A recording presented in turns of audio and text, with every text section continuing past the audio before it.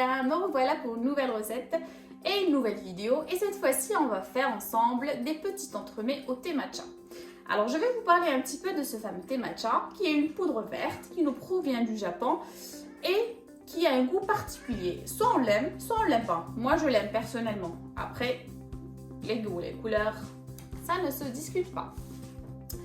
Alors, mais quand même, il reste un super aliment parce qu'il est un super antioxydant qui permet d'avoir et de garder une peau jeune et surtout de renforcer notre système immunitaire. Mais on l'utilise le plus souvent dans la pâtisserie pour parfumer les pâtisseries et de pouvoir diminuer le taux de sucre dans ces dernières. C'est ce que j'ai essayé de faire dans cette recette et on va le faire ensemble. Et je vais commencer par vous présenter ma petite création qui est l'entremets au thé matcha. Il se compose tout d'abord d'une pâte sucrée au matcha, d'une crème d'amande au matcha aussi, d'un crémeux au pamplemousse, d'une ganache au chocolat blanc monté, tout ça recouvert d'un glaçage miroir et surmonté par une sphère en mousse aux fruits rouges glacée par un glaçage au rocher. Ça a l'air compliqué comme ça, mais croyez-moi, ça l'est vraiment pas du tout. Au contraire, c'est très facile. Il faut juste suivre les étapes et ça devrait aller. Maintenant, on va passer à la recette proprement dite. Et on va commencer par le pâte sucré matcha. Et pour cela, il nous faut 75 de sucre glace, d'un œuf, de 2 g de sel ou de la fleur de sel, 140 g de beurre, 10 g de thé matcha, 25 g de poudre d'amande et 250 g de farine. On va commencer par mettre le beurre pommade dans un récipient, comme ceci. Alors si vous l'avez, le beurre, vous avez oublié de le sortir avant du frigo, il suffit de le passer quelques secondes au micro-ondes. Comme ça, vous pouvez après vous mélanger, vous donner cette texture. C'est ce que j'ai fait. Après, on va rajouter le sucre glace et on va crémer ce beurre. Comme ceci. Jusqu'on obtient un mélange qui est homogène. On va ajouter le thé matcha. On fait la même chose jusqu'à l'obtention d'un mélange qui est lisse et homogène.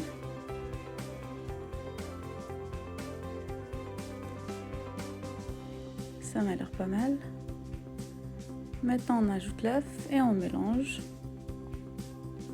On va incorporer l'œuf à notre préparation jusqu'à obtenir une texture qui est aussi lisse et homogène. Après, on va rajouter les poudres, la poudre d'amande et la farine et on va mélanger délicatement. Faut pas trop mélanger, sinon notre pâte va devenir élastique parce qu'on va activer le réseau de gluten, c'est ce qu'on veut pas. Donc essayez de mélanger délicatement. Là, j'ai accéléré, c'est pour ça que vous avez l'impression que je vais vite, mais pas du tout. Il faut écraser tout doucement jusqu'à l'obtention d'un mélange qui est homogène et on arrête. On va filmer notre pâte par un film alimentaire. On va l'étaler et on va la laisser refroidir un peu. Après, on va la sortir du frigo. On va détailler des petits disques et on va foncer nos petits moules, comme ceci.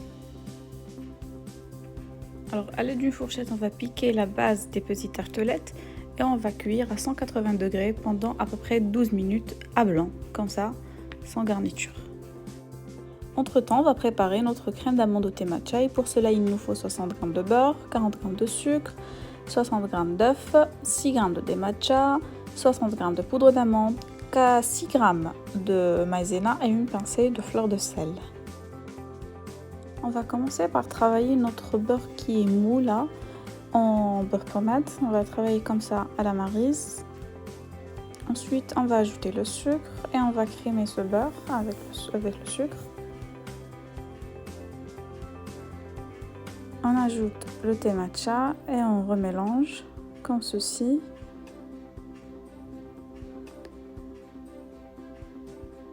Après, on va rajouter l'œuf.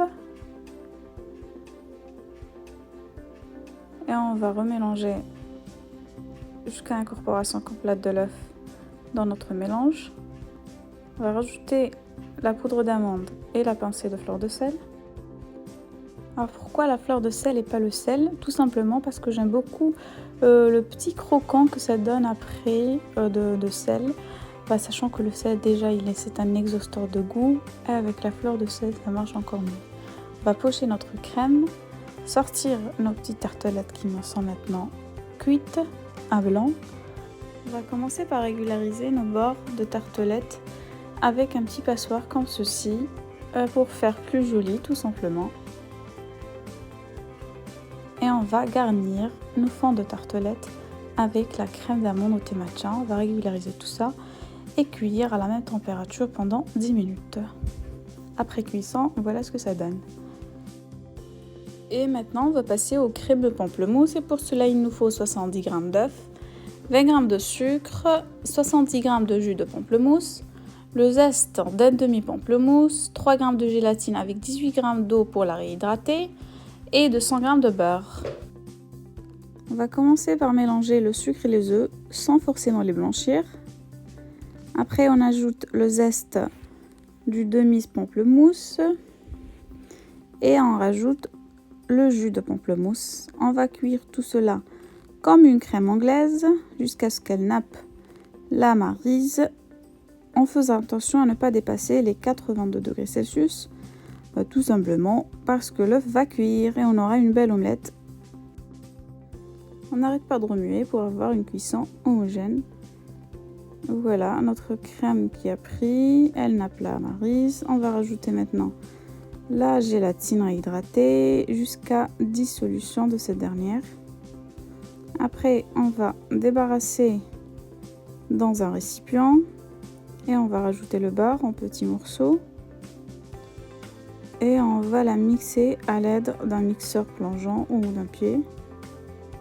Comme ceci, petit à petit, on rajoute le beurre et on mixe. Après cela, on va débarrasser la crème, la mettre en poche, on va la pocher dans un moule en silicone. On va remplir à peu près, je dirais, un tiers moitié. J'ai choisi celui-là en forme de donut et on va le mettre au congélateur pour prendre. Et on va passer à la mousse fruits rouges. On aura besoin de 110 g de crème fruits rouges que j'avais déjà, j'ai utilisé pour une autre recette. Je vous donnerai quand même la recette en bio et de 70 g de crème liquide qu'on va monter au fouet. Voilà, pas trop, on va pas trop la serrer. On va prendre un petit peu de cette crème, on va la mélanger au crémeux pour détendre ce dernier, comme ceci. Après, on va mettre le tout voilà, dans la cuve et on va mélanger cette fois-ci délicatement. Pas comme la vidéo parce que j'ai dû accélérer, il faut faire quand même doucement, on va mélanger doucement. Et voilà notre mousse qui est prête. Maintenant, on va la mettre en poche et on va pocher dans un moule en silicone en forme cette fois-ci de demi-sphère, de petites demi-sphères. Et on va la mettre au congélateur. Maintenant, on va attaquer la ganache montée chocolat blanc. On aura besoin de 150 g de chocolat blanc, 150 g de crème liquide qu'on va réchauffer et de 50 g de crème liquide froide et d'une cuillère à café de vanille en poudre. On commence par faire fondre le chocolat blanc au micro-ondes. Après, on ajoute la vanille et la crème liquide chaude en 3 fois. À chaque fois, on verse et on émulsionne bien.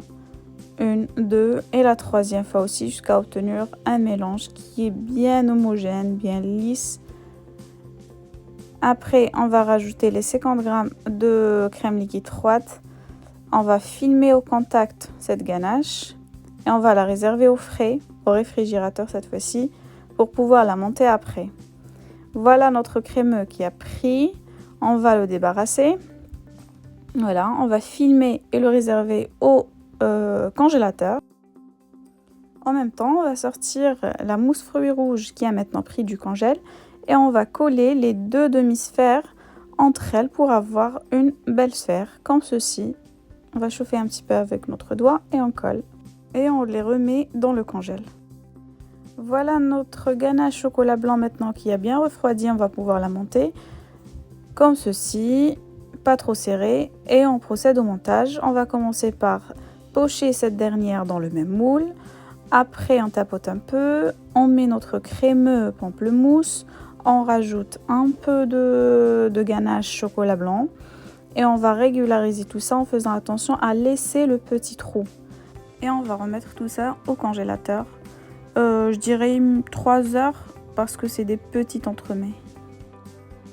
On passe maintenant au glaçage miroir. Alors j'ai pas fait la recette sur cette vidéo parce que tout simplement elle sera trop longue. Vous pouvez par contre vous référer aux recettes que j'ai déjà fait, soit pour l'entremets Saint-Valentin ou les petits cœurs fraises basilic, c'est pareil. Alors, on va glacer les entremets qui sont maintenant pris. On va les prendre, on va éliminer l'excès et on va les poser sur les fonds de tartelette. Comme ceci, avec une spatule, on enlève l'excès et on pose, faites attention, sur les fonds de tartelette directement. Alors on continue de la sorte, après on va les réserver au réfrigérateur le temps qu'on prépare nos sphères aux fruits rouges. On va réaliser rapidement un glaçage rocher au chocolat blanc. On va utiliser 125 g de chocolat blanc, 20 g d'amandes hachées et torréfiées et 10 g d'huile neutre. On va d'abord fondre le chocolat blanc au micro-ondes. Après, on rajoute l'huile et enfin les amandes hachées et torréfiées. Et bien, tout simplement, on va prendre les sphères, on va les piquer avec un cure-dent. Comme ça, on pourra les glacer. Une à une comme ceci. Alors il faut savoir que ce glaçage s'utilise entre 30 à 35 degrés Celsius. On prend les sphères de mousse de fruits rouges et on va les tremper dans le glaçage rocher. On va les débarrasser dans une grille, sur une grille et on va retirer les petits cure-dents doucement. Comme cela, voilà. On trempe, on met sur la grille et on retire doucement le pic d'en bas. Tout simplement. Voilà nos sphères maintenant qui sont glacées. On va pouvoir tout simplement les mettre sur les entremets qui sont au réfrigérateur. On va les sortir, les mettre une à une sur les entremets. Voilà le résultat. C'est tout beau, c'est génial. Le glaçage est bien brillant. La petite sphère qui est posée au-dessus, ça fait très joli à mon goût. Mais il manque quelque chose, une petite finition que je vais rajouter quand même. En fait, je vais utiliser les petites amandes hachées qui sont torréfiées que je vais utiliser pour le glaçage rocher et je vais mettre tout autour de mon entremets ou de ma petite tartelette. Ça va apporter une texture en plus et ça va faire joli à mon goût. Et voilà, après ça, notre entremets va être prêt. On va pouvoir le déguster après, je dirais 2 heures à peu près au réfrigérateur pour pouvoir décongeler tout ça quand même. Et voilà, notre recette et du coup la vidéo est maintenant finie. J'espère qu'elle vous aura plu. Dites-moi ce que vous en pensez. Si vous avez des questions, n'hésitez surtout pas. Si vous l'avez aimé, likez-la, abonnez-vous, encouragez-moi, ça fait énormément plaisir. Et surtout, prenez bien soin de vous.